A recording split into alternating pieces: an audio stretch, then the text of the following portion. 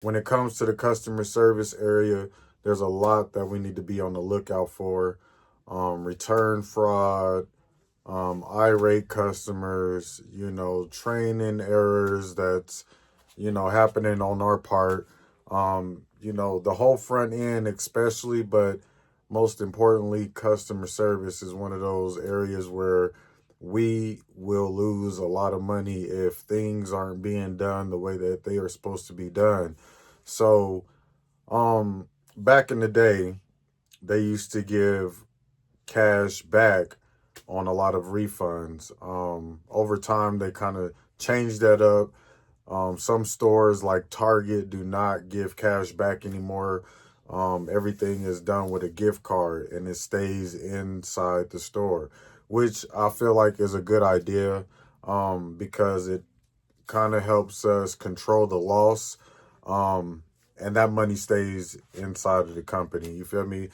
They can use that gift card at any other Target location, but that money stays in house. So they can't just go grab something off the shelf, return it, get cash back, and we take the loss. No, they taking the loss. You feel me? So I know Walmart.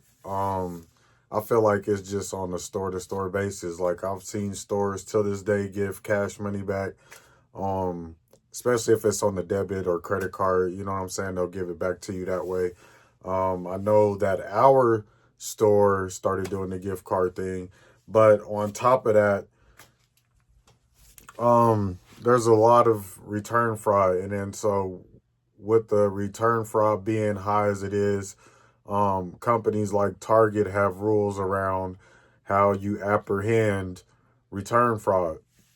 Target, they want you to have 2, 3 prior incidents on that same subject, and then you got to get approval from your APBP to make the apprehension while they're still inside the store. So if you don't get the go from your APBP to take this person, and they end up walking out before you can get an answer, then you got to let that go. You feel me? So when they came out with that rule, I was just pretty much done with return fraud at Target. Like, I'm not gonna waste my time if you're not gonna trust my authority. Like, I understand that a lot of APAs, they do shit outside the policy that messes it up for everybody, but I don't feel like everybody should be held accountable because of one person's mistake.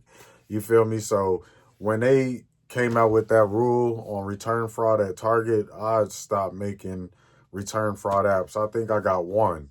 And the whole time that I was at Target, I got one return fraud app just for the experience. But after that, I was done with it. You feel me? Like I would document it, but making an apprehension on it, I'm cool. You feel me? Like if you don't tell me ahead of time that it's cool for me to make that apprehension, then I'm not gonna take it. I feel like I shouldn't have to waste my time try to get a hold of you on whether or not I should be, able to get that apprehension. So I let those go.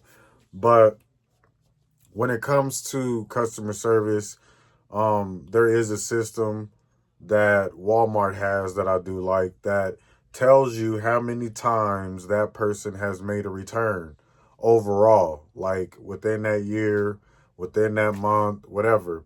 And so I don't know if the limit on return is, I think, like 10 or 11. But once they exceed that 10 or 11, they can't do no more returns for the rest of the year. You feel me? So, what I used to do is, I'm gonna give y'all a little bit of game. What I used to do is when we had people that we knew were on like some bullshit, they was on scamming the system, type shit. What I would do is after like their fourth or fifth return within that month, I would have the cashier make the refund. And while they're doing that, they got to give them an ID. So when they get the ID, I would have the cashier write down the name, date of birth, and physical address. That way, I got that for future references because it's just a matter of time before they gonna fuck up, before they gonna come in here and try to do some dirty shit. You feel me? Like, and when they do, I'll already be ahead of the game and I'll already have that information. Got to do. So that's just a little tip right there on how, you could get people's information without directly getting it from, the person they self. You know, there's just little ways that you could get shit done um, low key, and that's one of the ways you could do it. So, like I said, when we had so many of them people come to the store and try to get these returns, I would let them do it. I would get the information.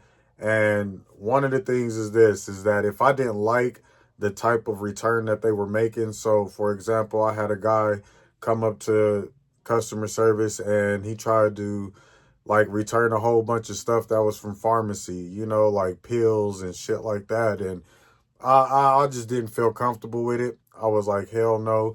But on top of that, you know, he was trying to get, you know, verbally aggressive with me. So I was like, all right, bet. I said, let me see your receipt. And so when I seen his receipt, it wasn't even from my store. It wasn't even from my store. So that was it right there. So I told him, I was like, this ain't even from our store. You're gonna have to go back to the store you got this from and they could take care of you over there. But we not gonna do it over here. Period. He got pissed off, took the receipt, took his shit, and left. But that was one of my go-tos all day, every day. If they got a receipt, I'm gonna take a look at the receipt. If it doesn't say my store number on there, I'm gonna send them back to wherever they got it. Wherever store you got it from, that's where you need to go. And they can help you out over there. But we can't do nothing for you over here because it didn't come from our store. That was like my go-to line right there. You feel me? So you're gonna have a lot of those that come in, and they're gonna have an MO. You know, they're gonna go to each and every store doing the same exact thing. So if you got bolos that you've seen on these people that come to your store, go to other stores doing the same type of return fraud, then just be ready for them. You feel me? And when they come and hit your store, you already know what they own. But if you don't feel comfortable with it, you don't have to take it. Send them on their way. Tell them to kick rocks. Period. So next, when it comes to customer service, we have to make sure that our cashiers are very well trained on how certain procedures go, especially when it comes down to making returns itself. So if you got somebody coming in with a TV, wanting to return the TV, the first thing that they need to do before they even start any type of transaction, they need to make sure that that TV is still inside of the box, number one. Number two, they need to make sure that that is the correct TV that is inside the box. And you do that by physically taking that TV out of the box. There's no way around it. A lot of cashiers, they like to be lazy. They like to open the box, see if there's a TV in there. They automatically assume that it's our TV and they'll make the return. And then later down the road or later that night, they'll pull the TV out to find out that it's not the TV that, is on the box. So, we had a situation like that at my store where cashier refunded a TV that somebody had just bought, right? So they call me up there. I get up there. I noticed who the person was because I was watching him when he selected the TV. It's high theft merchandise, so I'm on that all day. So I seen him pay for the TV. He walked out. He come back probably like an hour later wanting to return the TV. So they call me up there. I get up there. I noticed it was the same dude that I was watching. I said, he cool. I seen him buy the TV. You know what I'm saying? Return the TV. If you don't want it, return the TV. But make sure you make sure you do what you got to do. You know what I'm saying? But return the TV. So I'll go back to the office. They call me back like 15, 20 minutes later.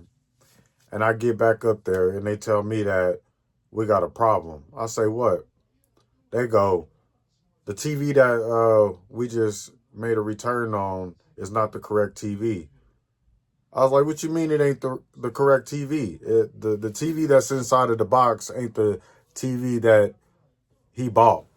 I said, are you serious? I went and looked inside that box. It was an old-ass TV. Old-ass TV. So he got a free TV and his money back. So that was just a simple little error that could have been avoided from the get-go had the cashier just pulled out the TV to make sure that it belonged to us. And it was the actual like TV, the right TV. So it's important that whoever we got at customer service are following the right procedures when making returns, and if they're not sure, not to just do it, but to get opinions from management or AP if they get in a sticky situation. Like, it's okay. Like, a lot of the times these customers will get irate, they get verbally aggressive, they like to press the cashier into hurrying up and refunding them the money, or, hurry up and buy stuff at customer service with counterfeit money, shit like that. So it's important that we make sure our cashiers know that they need to stand their ground when they at customer service. And it's going to take as long as it needs to take. But the first step is that they need to verify these things before they just go through with making returns. Otherwise, we just going to lose a lot of money in just that department alone, just refunding shit that don't even belong to us. There's been times when I was at Target and the customer service associate returned clothes that didn't even belong to us. It was brands that we didn't even carry. You feel me? So you would think like they're like in the system would verify like or identify that this is not merchandise that we carry and would like not allow it. But for some odd reason, it did. And they was able to get a gift card off of it. And we took a loss, like on some stupid shit, right? Like, I don't know. I get kind of mad thinking about it already. But these are just little things that we have to be on top of, because when the cashiers slip up, then word of mouth hits the street, and then everybody and their mama gonna come and hit that same cashier because that cashier is not knowledgeable about the rules or not following the procedures that they need to be following. So when that happens, then the cashier becomes a target, and everybody's going to hit that cashier, whether she or he is at customer service or he or she is on an actual register checking out. You feel me? Or if they're at self-checkout. You feel me? So as APAs, we got to make sure that the front end is solid. Is solid. The front end, the whole front end, customer service, self-checkout, and those registers. You feel me? Like, we got to be on top of all of that up there. That's what the CSMs are there for, / coaches. That's what you have front end team leads for. But at the same time, they can't see everything. You feel me? So, just from time to time, go up there and watch them. See who's not doing what. You know what I mean? Sometimes I used to sit there in front of the whole cash register at the front end on the bench with my glasses on, and I'm watching everybody. I'm watching everybody, and all the cashiers is scared because they feel like I'm watching them. You know what I mean? They don't know who I'm watching because I got my glasses on. So everybody doing everything that they supposed to be doing. You feel me? Everybody doing Bob and Lisa. Everybody checking for IDs if they going through the tobacco line. You know what I'm saying? Everybody doing exactly what they supposed to be doing. And that's what you want. That's the whole point of making your presence felt anywhere. You know what I mean? So when you working that front end, make sure that your cashiers are knowledgeable on just not only customer service, but what counterfeit money look like. What now, a lot of the time we won't give out information on what some of these people look like on bolos, but when it comes to certain things like quick change and shit like that, I will print off a picture of whoever's doing it, and I will show that to the whole front end, the cashiers, the team leads, the coaches. I will show them, so that way if they get these people in their line, they can notify us ASAP. And from my experience, it's helped 100% of the time. Once they've identified somebody that they seen, that we showed them a picture of, they would stop everything, get us up there. As soon as we get up there, everything canceled. We shutting everything down. You feel me? You using counterfeit money, you're not getting it back. Okay, you want to fuss, then you can tell that to the police when they get here. You feel me? Like you gotta set the tone, and make sure your front end team is knowledgeable. You want to be aware of people who are standing behind your cashiers. Should nobody be standing behind your cashiers? And people that are standing behind your cashiers are doing one thing and one thing only. They are observing the cashier's numbers they type it in. Sometimes they'll try to record it and then they'll come back in later on, or they'll go to another store, use that same cashier's numbers and load up hella gift cards. Next thing you know, we think we got an internal. But then when we review the video, we see that it's somebody else outside of the cashier. And so now we stuck trying to figure out, well, is this cashier working with these people, or how did these people get this person's, numbers to get into the register? You feel me? So these are little things that you want to be aware of when you walk on the sales floor. Just make sure nobody's watching or standing behind your cashiers, because that's one thing they're doing. And that they might be standing behind the cashier is because they might be scoping out that alpha key that we got attached to the register that can, unlock the spider wrap and all that. A lot of times people will look to see if there is an alpha key there, and then they will use scissors or knives to cut it off and steal it. And they'll use that to go around to other places and take spider wrap off, open up box keepers, things like that. So there's just a lot of detail that you got to be looking for when you are watching the front end, when you're watching the whole store, period, but especially the front end, because that's where it ends.